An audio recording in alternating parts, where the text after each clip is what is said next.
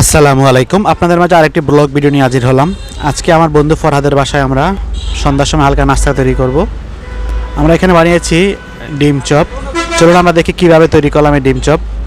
প্রথমে আমরা আলু এবং ডিম সিদ্ধ করে ছুলে নিয়েছি। তারপরে আলুকে ম্যাশ করে একদম ভর্তার মতো তৈরি করে নিয়েছি। তারপরে ডিমগুলোকে কেটে 4 পিস করে নিয়েছি একটিকে, দেখতে থাকেন।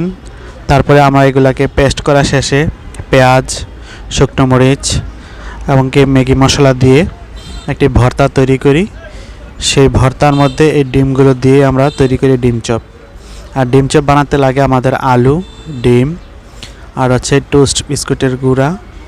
আর এইভাবে মশলা হিসাবে বাসায় থাকা মশলাগুলো দিয়েই করা যায়, তাই একটু বেশি টেস্টের জন্য আমরা এখানে ম্যাগি মশলাটা ইউজ করেছি। এটা ইউজ করলে খেতে অনেক ভালো লাগে। আমরা নিজেরাই কিন্তু তৈরি করেছি খাবারটা।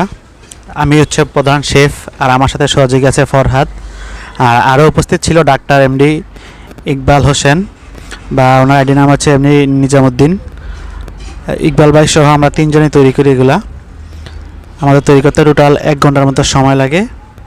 আর দেখতে পাচ্ছেন আমি এখন পেঁয়াজ কাটছি। পেঁয়াজ কাটার পরে শুকনো মরিচ দিয়ে, পেঁয়াজ দিয়ে, তারপরে হচ্ছে যে মশলা দিয়ে আমরা একটি ভর্তা তৈরি করি। না এখন বন্ধু এমন এক ছুরি দিয়েছে, দোতা ছুরি, বুঝছেন, ছুরিতে কোনো কিছু কাটতে চায় না। অনেক কষ্ট করে কেটেছি, অনেক কষ্ট করে ডিমগুলো কাটি, কিন্তু কাটা সুন্দর হয়নি, ছুরিটা যেহেতু ধার ছিল না। আর আমার বন্ধু পুরা মেশিনের মতো দেখছেন কিভাবে ডিমগুলোকে পেস্ট করছে। এখন চলে এসেছে ডাক্তার সাহেব, তৈরি করছে ডাক্তার সাহেবের হাতে ভর্তাটা, যেটা দিয়ে আমরা তৈরি করবো এই ডিম চপ। এখন আমরা সবাই মিলেমিশে হাতাহাতি কাজগুলো শেষ করে নেই। এটি কিন্তু একটা ছোটোখাটো পার্টির মতোই। পার্টি মানেই সবাই মিলে একসাথে কাজ করব, সবাই মিলেমিশে একসাথে খাবো, এটার নামই পার্টি। একজনে করবে আরেকজন বসে থাকবে, তাহলে কিন্তু আর পার্টির মজা হয় না। মিলেমিশে কাজ করলেই মূলত পার্টিগুলো সুন্দর হয় এবং কি দেখতে ভালো লাগে। আর তো তৈরি হয়ে যাচ্ছে আমাদের ডিম চপ, আস্তে আস্তে দেখতে থাকুন। এগুলো তৈরি করা শেষে আমরা তারপরে চুলায় যাব ভাজার জন্য। ওইদিকে চুলাতে তেল বসিয়ে দিয়েছি, তেল গরম হওয়ার জন্য। আর আমাদের এগুলো তৈরি শেষ হয়ে গেলেই আমরা গরম তেলে এগুলোকে লাল লাল করে ভেজে ফেলবো। তারপরে দেখতে পারবেন এর প্রকৃত সুন্দর। আর খেতে পারলে বুঝবেন যে আসলে স্বাদটা কেমন। আমরা খেয়েছি, আমরা বুঝছি, আপনারা তো খান নাই। আর যদি তৈরি করে কি খেয়ে থাকেন তাহলে অবশ্যই স্বাদ জানেন।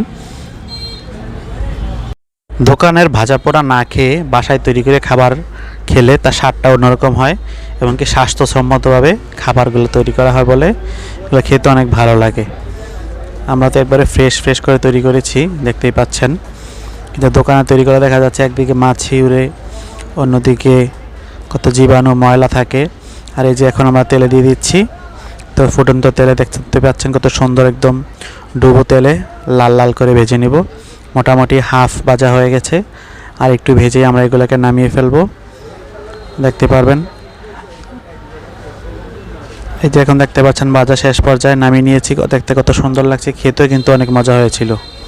আমরা অনেক মজা করে 3 জন মিলে খেয়েছি। তো খাবার পরিবেশন হয়েছে আমাদের, এখন আমরা খাবো।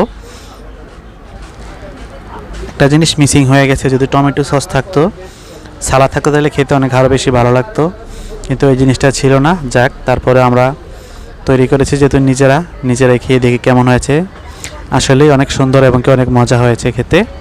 আপনাদেরকেও দাওয়াত রইল, চলে আসবেন। আর সবাই আমার ভিডিওটি শেয়ার করবেন, লাইক করবেন, কমেন্টস করবেন। ধন্যবাদ সবাইকে। আল্লাহ হাফেজ।